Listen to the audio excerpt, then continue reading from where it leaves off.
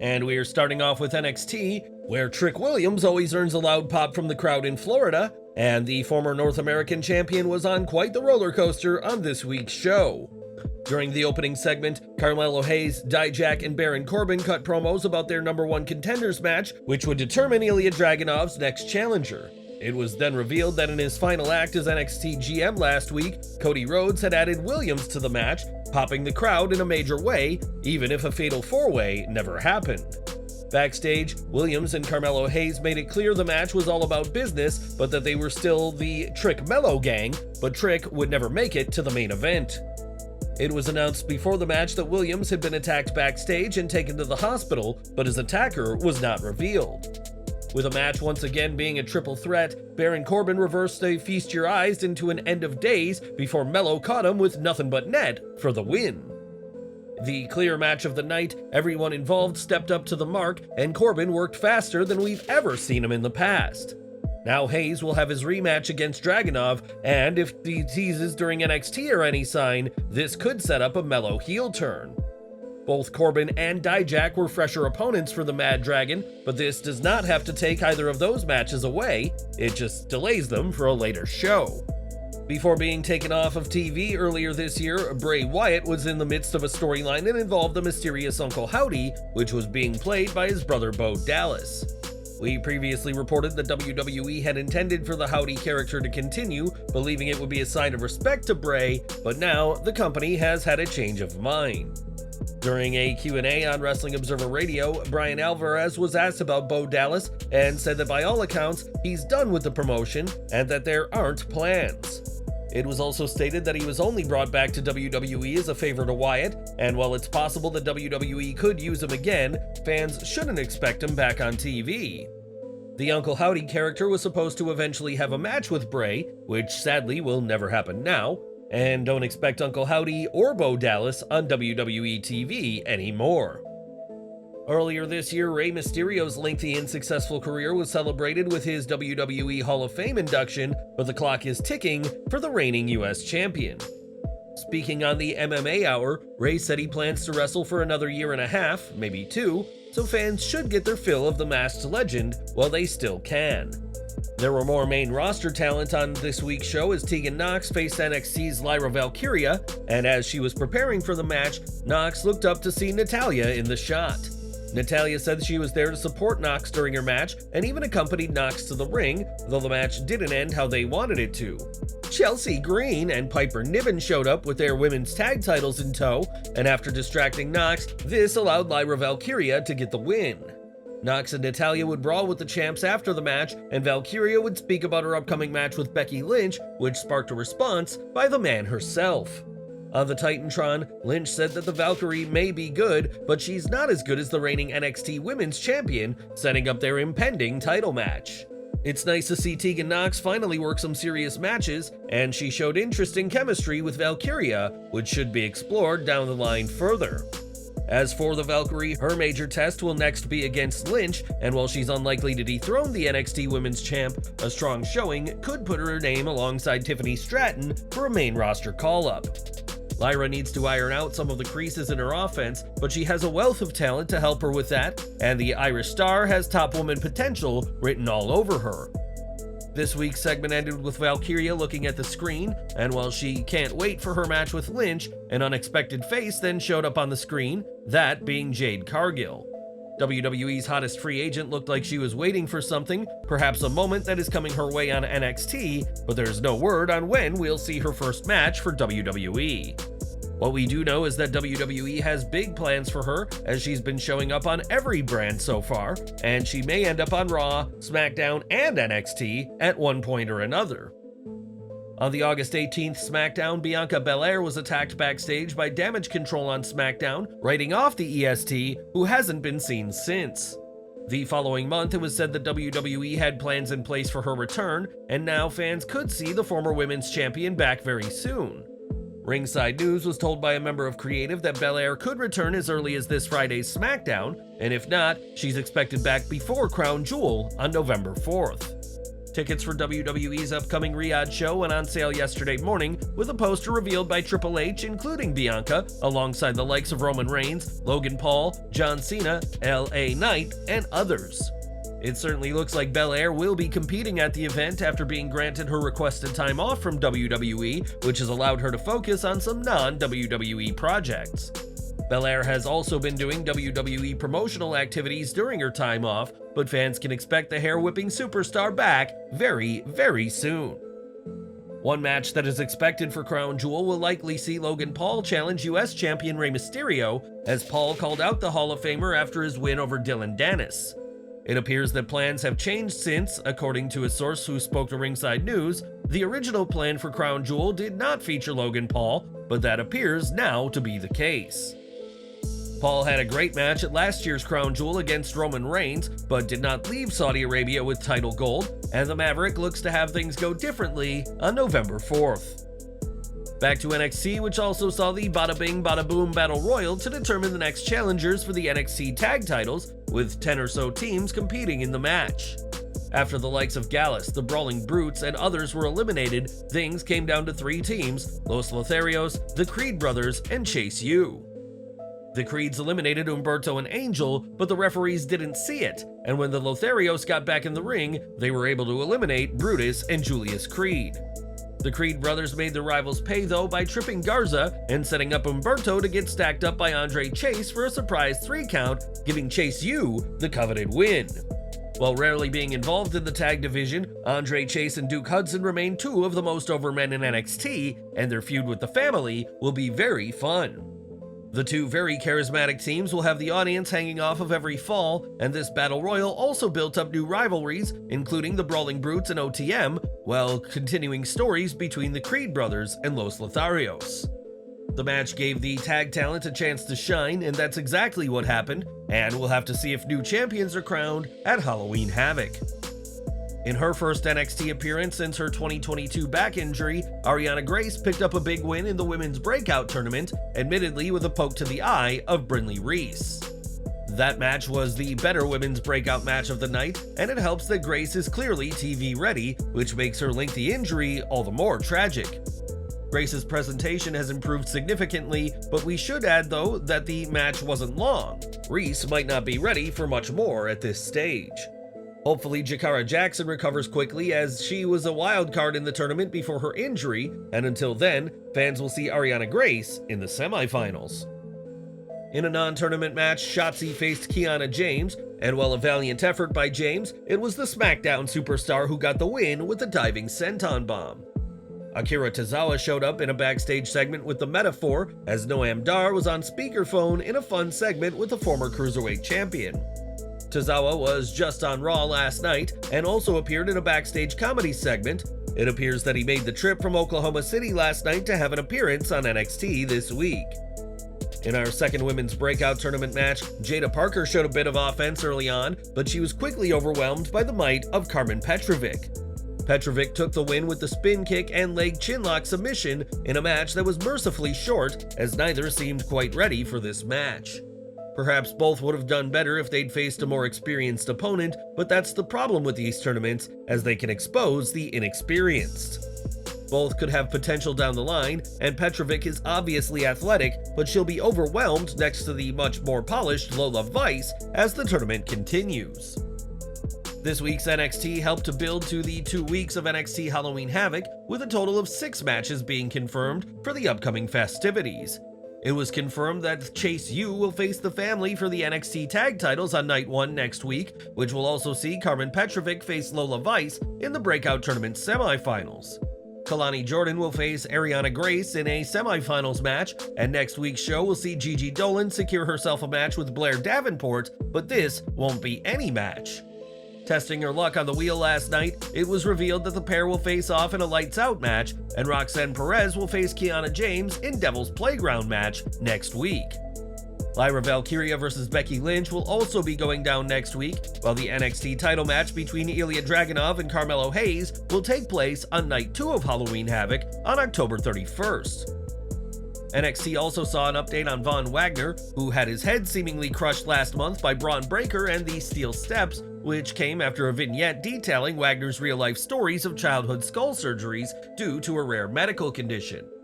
In a segment this week, Von Wagner made his first post-match appearance and struggled in physical therapy where he could barely walk or use resistance bands. A fierce pep talk by Mr. Stone encouraged Wagner to continue working, and back at the Performance Center, Braun Breaker made it clear he wasn't impressed. After being interrupted by Stone, Wagner's manager challenged Braun to a match at Halloween Havoc, so fans can expect to see that soon enough. So that was NXT, and after the biggest show in the Gold brand's history, this week felt like something of a night off, with the action mostly forgettable.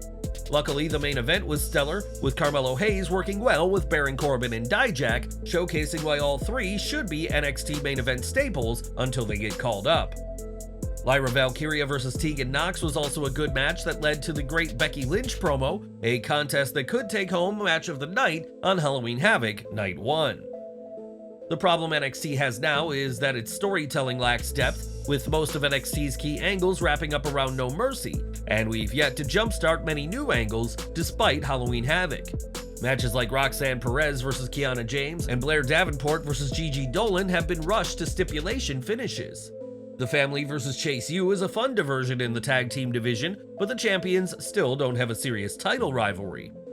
With more attention on NXT than ever before, Halloween Havoc will need to rebound from a show that felt too much like NXT 2.0 that struggled to garner fan attention back in 2022. But what did you think to this week's NXT? Did it get you hyped for the next 2 weeks of Halloween Havoc? Let us know in the comments below. Right now, John Cena is in the midst of his longest return to WWE in years, which saw John come face-to-face with Roman Reigns on last week's SmackDown.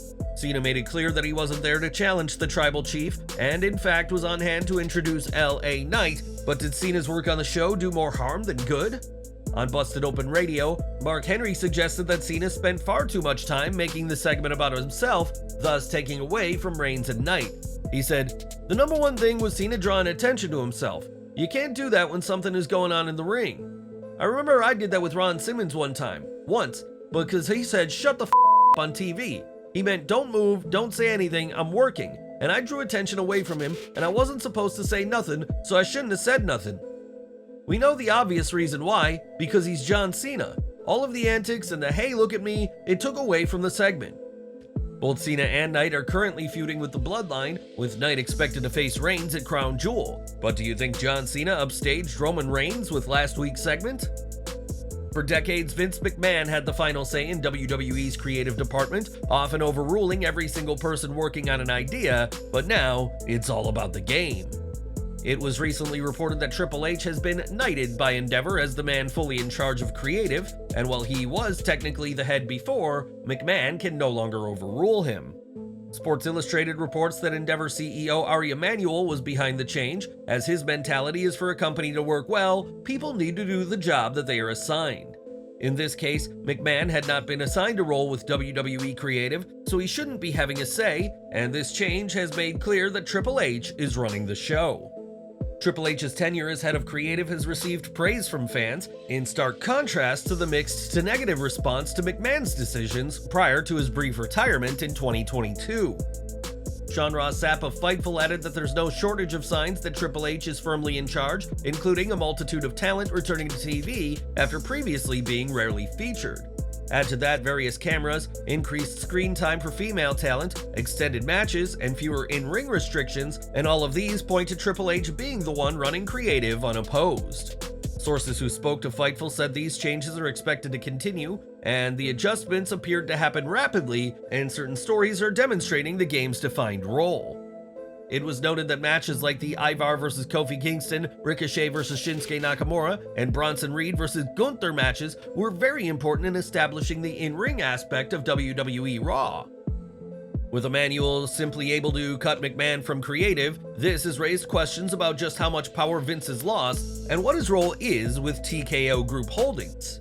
On Wrestling Observer Radio, it was pointed out that Emanuel had previously said that Vince would be in charge of the WWE side of TKO, and if they had a difference of opinion, he'd defer to Vince. That was all said back in April, and the acquisition of WWE went through just last month, and already we're seeing that McMahon is not the top dog he once was. Now, these changes are a common occurrence in massive mergers such as the one we've seen, and the end of WCW could be a foreboding sign of what's to come for Vince McMahon. After Time Warner merged with AOL in 2001, Ted Turner was stripped of his operating power, and his clout inside the new company waned, which appears to be what we're seeing with McMahon now. That's not the only similarity, as AOL stock took a hit, which led to Turner losing billions of dollars, and similarly, TKO stock has also dropped from its $100 start price and now hovers around $79. If the drop continues, Vince will lose a ton of money in addition to his power backstage, and The Observer added that Vince is in the position his father Vince Sr. was in 1984. After Vince Sr. sold his company to his son, he served as effectively just an employee of Vince Jr., and with McMahon no longer having a majority voting interest, his corporate influence has also greatly diminished. When McMahon returned from what fans saw as a career-ending scandal, he wasted no time in stuffing WWE's board with loyalists, but he can't do the same with TKO Group Holdings. It's clear that Vince's power in WWE has been greatly marginalized, and this could lead to something more drastic, Vince McMahon being ousted from WWE. With his influence diminished, it's entirely possible that Vince could be ousted from the company at some point, and TKO may already be sowing the seeds of his exit. When Ari Emanuel gave 3 reasons for the TKO stock price dropping, the last was McMahon's option to sell his stock at any time, referencing the 78-year-old billionaire by name. Some believe that Emanuel is already putting some of the blame of the stock's drop to McMahon, while others argue it's how the market sees things and isn't necessarily Emanuel's own views. One thing is clear though, and it's that McMahon has a target on him due to the federal government's investigation into his 2022 hush money scandal, which could also doom his fate. TKO would likely oust McMahon depending on if the investigation led to a prosecution, and may opt not to bring him back regardless of the verdict. It should be stressed that this is speculation, but it would be a moment to remember if McMahon was ousted after decades of having things his own way. Not only has Vince lost the authority over WWE's creative, as well as lost a ton of influence over WWE as a whole, but he's also lost control over his own documentary. The TKO chairman will not have the final editing authority over his upcoming Netflix doc that will dive into his life, which is being developed by The Ringer. During a Bloomberg Screen Time conference, Bill Simmons gave an update on the doc, saying McMahon will not have the final say in what is shown about his life and career. He added, "I really think it has the chance to be the best one I've been involved with. I'll be interested to see what people think about that one. It was a lot of time, and it was one where Netflix still has the final cut of it, and it was a little more old school in the 30 for 30 model. I think it has a chance to be really special."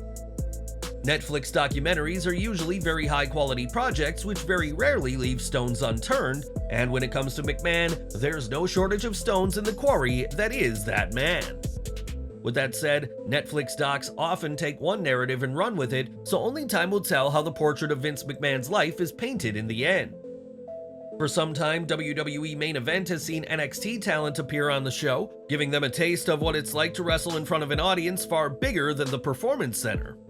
This week saw Trick Williams and Nathan Frazier on Main Event, and Frazier even had a backstage altercation with Dominic Mysterio, and expect this use of WWE Main Event to continue.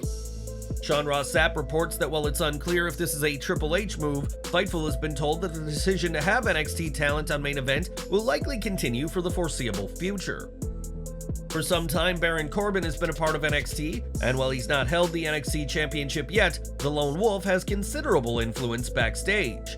That's at least according to Corbin, who in an interview with Fightful said that he has been granted creative control from Shawn Michaels, but specifically over his own wrestling persona. Corbin can't book himself to win every match, but he has plenty of say in the vision for his character, a sign as to how things are different in NXT compared to the main roster. During this week's Raw, Rhea Ripley and Shayna Baszler had quite the war, which ended with a DQ after Zoe Stark got involved, but one fan didn't get to see it or the rest of the show. In fan-recorded footage, one member of the WWE Universe could be seen being escorted out by law enforcement, and while it's unclear what they did, we'll follow this situation for updates. In the weeks prior to his October 2022 return, Bray Wyatt trained relentlessly in the Hart Dungeon, and after being accommodated, wanted to reward Natalya and Tyson Kidd for their hospitality. Speaking on Insight, Natalya recalled Wyatt insisting on getting something for the dungeon, but for Natalya, spending time with her sadly departed friend was a gift all in itself. Over to AEW, as the Blackpool Combat Club has made it clear that violence is their MO, with the members often seen wearing Death Jitsu shirts when they appear. Speaking with Sporf recently though, Claudio Castagnoli spoke about future plans for merchandise and isn't opposed to taking things in a very different direction. He explained, "I think right now we're trying to figure out, we were talking the other day in our group chat about a new Blackpool Combat Club shirt, and I think we want to have a slogan like, be violent, but then when we have like a fairy or something on it, like from a cartoon or from a children's book or something. We don't need more skulls on our shirts and blood and stuff. Let's have something fun paired with something that's completely different. There would be a Tinkerbell type thing, and then be violent. I think that would be brilliant." It remains to be seen if Tony Khan will give the green light for this design, but don't be surprised if the BCC are rocking a very different kind of wrestling shirt soon. And we're ending with The Rock, who is an icon of both wrestling and Hollywood, so it's no surprise that the Brahma Bull has, like so many other celebrities, been created into a waxwork. This waxwork now resides at the Grevin Museum in Paris, France, but the homage to The Rock has received mixed reviews, with many questioning if it actually looks like the former WWE champion. The waxwork certainly has the height of the WWE icon, but his face is not quite there, and maybe the museum should take a page from DX playbook and label this The Croc rather than The Rock.